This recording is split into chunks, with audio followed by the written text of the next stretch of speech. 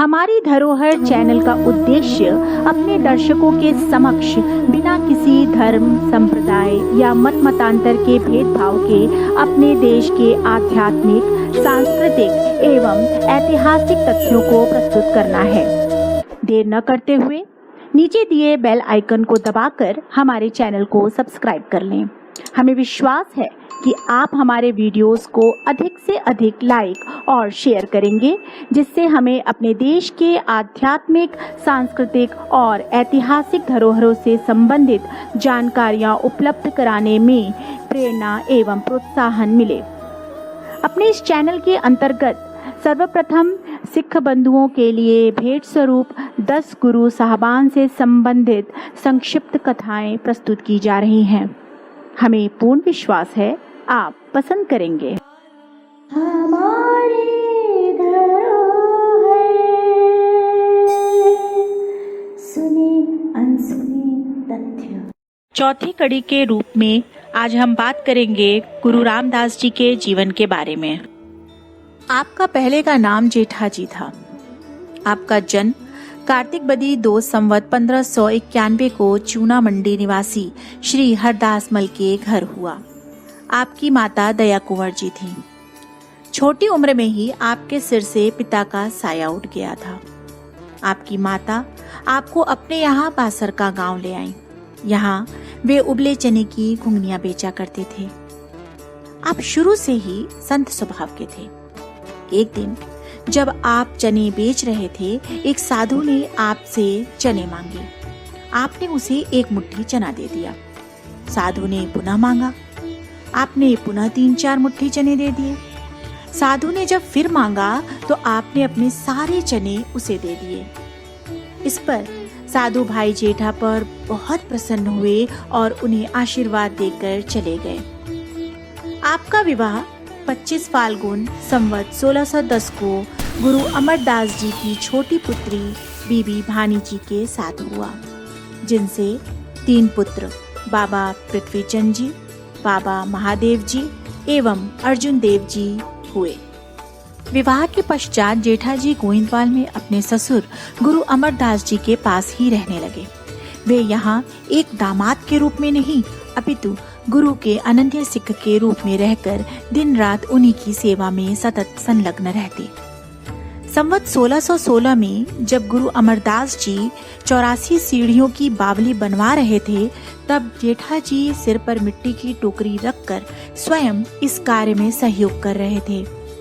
उनके इस कार्य को देखकर लाहौर से आई संगत ने बहुत ही बुरा माना और गुरुजी से शिकायत की कि आप अपने दामाद से ऐसा काम ले रहे हैं जो शोभनीय नहीं है। इस पर गुरुजी ने उत्तर दिया कि जेठाजी सिर पर मिट्टी की टोकरी नहीं, बल्कि दीन दुखियों के राज्य का छत्र लेकर चल रहे हैं। लाहौर के कुछ स्वार्थी तत्वों ने बादशाह अकबर से गुरु अमरदास जी की शिकायत की थी कि वे लोगों का धर्म भ्रष्ट कर रहे हैं, इससे बदअमनी फैलने की आशंका है।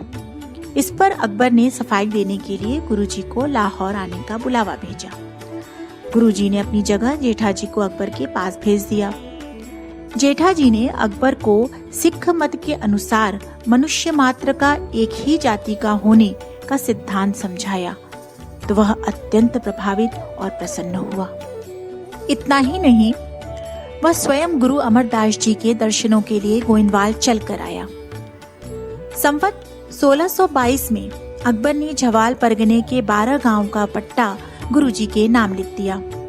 जेठाजी के साथ ही उनकी पत्नी बीबी भानी जी भी अपने पिता गुरु अमरदास जी की तन मन एवं नम्रता से सेवा में लगी रहती। फलतः गुरुजी इन दोनों की सेवा से अत्यंत प्रसन्न रहते। गुरुजी ने अकबर द्वारा प्रदान की गई झवाल परगने की जागीर इन्हीं दोनों को सौंप दी। गुरुजी ने इस जागीर की व्यवस्था का कार्य बुड्ढा जी को सौंप दिया।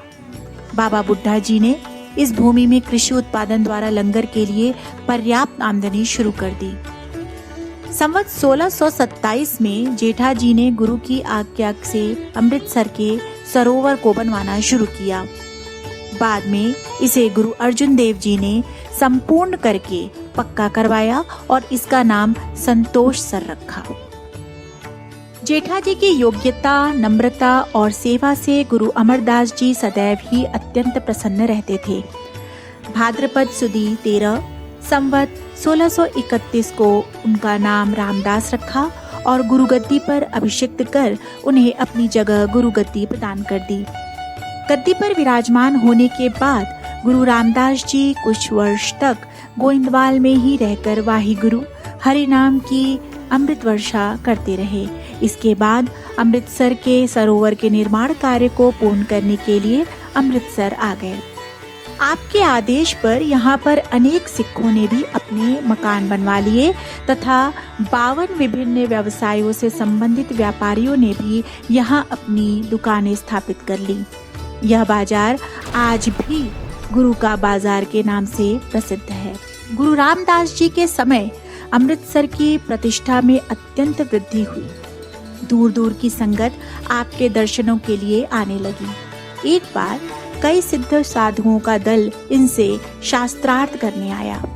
आप श्री ने अपने आध्यात्मिक शक्ति के द्वारा उन लोगों के मन के कलुष दूर कर उन्हें शांति प्रदान की।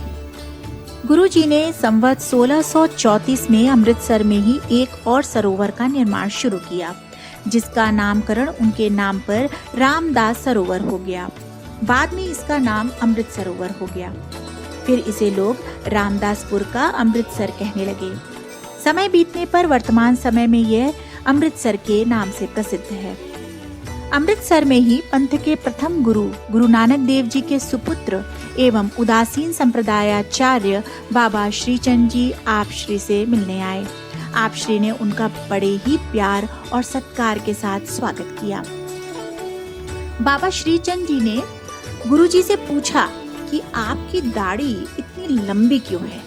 तो आप श्री ने अत्यंत नम्रता के साथ उत्तर दिया कि आप जैसे प्रभु के प्यारों के चरणों को झाड़ने के लिए।